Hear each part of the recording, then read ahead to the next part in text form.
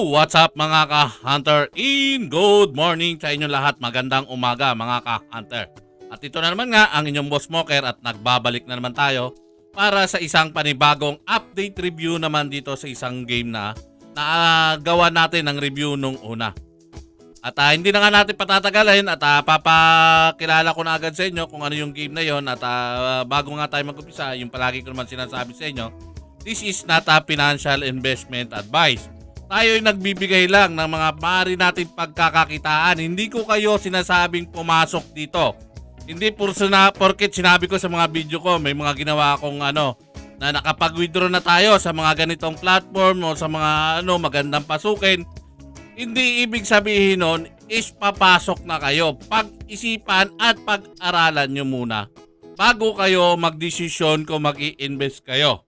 Yan lang yung isa sa mga paalala ko kasi minsan may mga comment na hindi natin nagugustuhan. Hindi ko naman sinasabing porkit nakapag-withdraw ako, pumasok kayo. Ibig sabihin lang nun is pag-aralan yung maigi. At alam nyo naman, yung mga ibang platform na nare-review nga natin is hindi nga nagtatagal at mabilis nawawala. So, hindi na nga natin patagalin at medyo hahaba pa yung intro natin. So, let's go na at bago tayo mag-umpisa, siyempre, pahit naman ang like and share button nyo dyan, subscribe button, and click the notification bell. So, let's go guys! Ito na nga, mga ka-hunter, si Meta Farmer. Join the future of Game 5 at ito nga, $1.2 million yung target cap nila at $153,600 na yung na-raise nila dito sa pre-sale nila. At ang gagawin nyo nga lang, yan paalala ko lang sa inyo, nasa inyo na yan. Kung ako sa inyo, hintayin ko muna bago ako bumili ng mga kung ano ng token. Kung nandyan na ba talaga yung game. Mas maigi na yung kahit medyo mapamahal tayo ng konti kasi hindi natin sigurado kung nandyan, kung ilalabas nga nila yung game. Kasi ito nga, isa rin sa mga problema dito is hindi nga rin natin nakikita yung developer nito. Kaya ingat-ingat kayo dito. So, to purchase nga ng token, i-click nyo lang yung purchase token. At dadalhin nga tayo nyan dito sa food pre-sale nila. Yan, pre-sale is live. Yan, Tapos, i-connect lang natin yung wallet natin. I-connect lang natin yung wallet natin dyan para makabili kayo ng token. At ang initial price nga niyan is 0.0001 BNB. Pag listing price nga daw nito is 0.0002 BNB.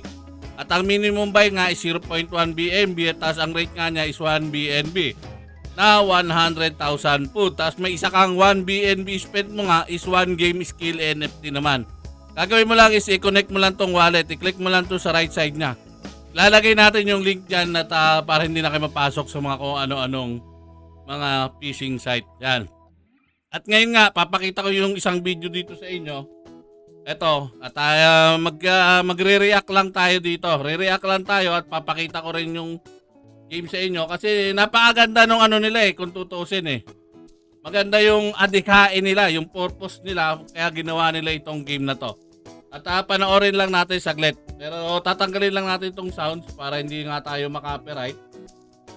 I-off ko lang yung sounds.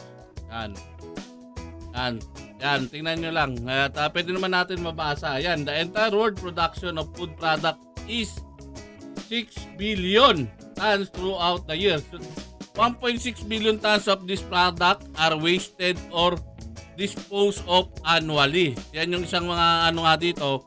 At ito, yung inaano nila, yung fight the hunger, itong ng Meta Farmers.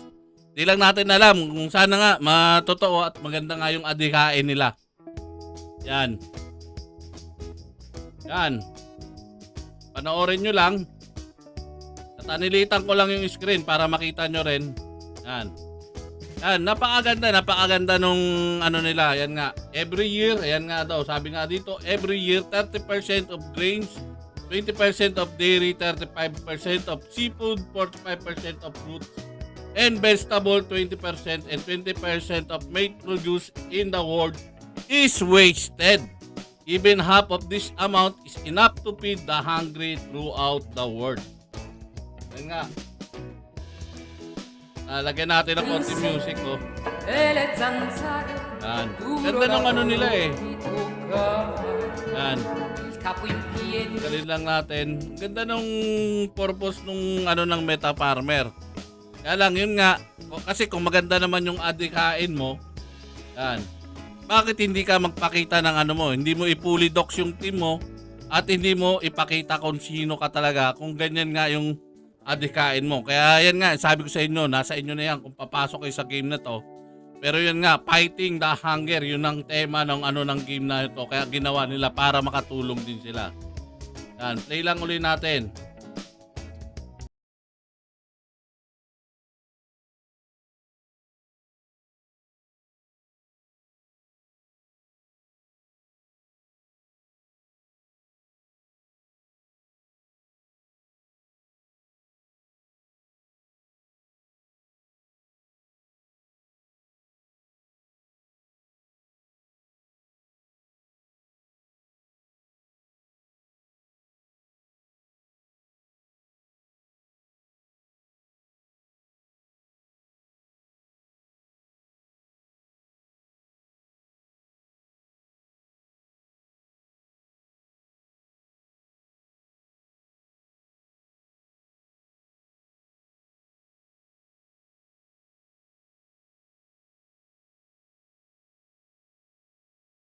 Kita nyo naman yung logo ni Meta Farmer, nandyan. Siya yung nag-i-endorse nitong ano na to. Yung fighting hunger around the world nga daw. Yan. Tapos meron pa nga rin ako papakita sa inyo dito yung pinaka-game nila kung paano nga tayo maglalaro. Tapos ito nga yung i-release ngayon nila ng March na game nila, yung Smash the Pet. Ito yung unang-unang i-release nila at sabi nga dito pagkatapos daw ng pre-sale is ililisted nga nila yung token. Sana nga totoo at sana nga maganda tong ano, legit nga sila tong Meta Farmer kasi napakaganda ng adikain nila. At panoorin lang natin tong Smash the Pet kung paano lalaruin. Play ko lang. Yan, ito may parang ano na sila dito pa-trailer na sila ng about sa game. Yan, gagamit ka nga daw ng ticket, tapos maaari ka manalo ng $100, tapos i-spin mo lang. Yan, kung ilan yung mapapanalunan mo, pero lalaruin mo yan para mo naman makuha mo. Kailangan magawa mo yung task mo na game mismo. Yan. So yun nga, pag-roll is prize pool is $200. At maglo-loading nga yan siya. At yan nga, parang titirahin mo nga ito. Yan. Ano naman yung titirahin mo?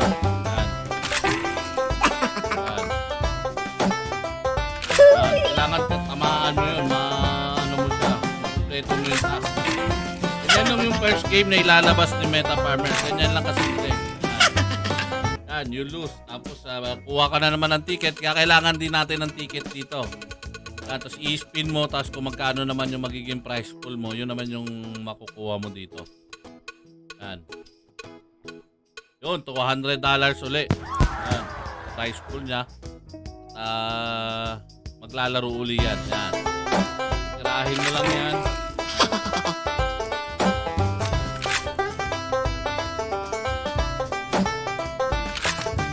Yan. Developer version pa lang to ng Smash the Pet. Ouch! Ng ano. Yan. Ouch! Yan. Yan. Not over. We must try harder. Smash point. Yan. So, i-exit na nga natin. At, so, paano mga ka-hunter? At yan nga yung bagong ano, kung gusto nyo naman is mag-join nga kayo sa Telegram nila at para maging updated kayo sa mga bagong kaganapan dito kay Meta Farmer. At ito nga, nasa inyo na yan kung papasok kayo sa pre-sale nila. At nasa 12.8% pa nga lang yung target na nare-raise nila at malaki-laki pa ito. Kaya kung maaari nga sana talagang kahit di nila ma-reach yung target, i-ano talaga nila, i-list nila yung token kasi kawawa naman yung mga bibili dito. Kung talagang legit sila, di ba? Kaya sabi ko nga sa inyo, palagi kayo mag-iingat at hindi nga tayo nandito mga influencer o mga YouTuber para mang-scam or mang-ano sa inyo. Kundi magbigay sa inyo ng mga impormasyon kung paano tayo kikita ng mga mabilisan at yung mga maiiwasan din natin ng mga gain. Yun ang binibigay natin, yung mga pwede nyong iwasan ng mga huwag kayo mag-i-invest. At sabi nga, kahit sabihin nga natin sobrang pera lang yan, hindi pa pwede yung ganon. Kasi kahit gaya nga ng sinasabi ko sa inyo noon, maliit o malaki is pera pa rin yan na pinaghihirapan natin. Kaya wag lang kayo magbe-base sa aming mga influencer. Kundi pag-aralan nyo mismo. Kami, nagbibigay lang kami ng mga game. Pinapakita lang namin sa inyo yung mga maaari nyong pasukan na makakauna kayo at yung mga matitinong project. At alam nyo naman, pag nagwa-warning naman tayo dito pag mga hindi matitinong project. So, paano mga ka-hunter, hanggang dito na lang. At kung nagustuhan nyo naman itong bagong video natin, pahit naman ng like and share button nyo dyan, subscribe button, and click the notification bell. So, magandang umaga uli sa inyong lahat at thank you very much. God bless you all. Salute! Bye-bye! Thank you!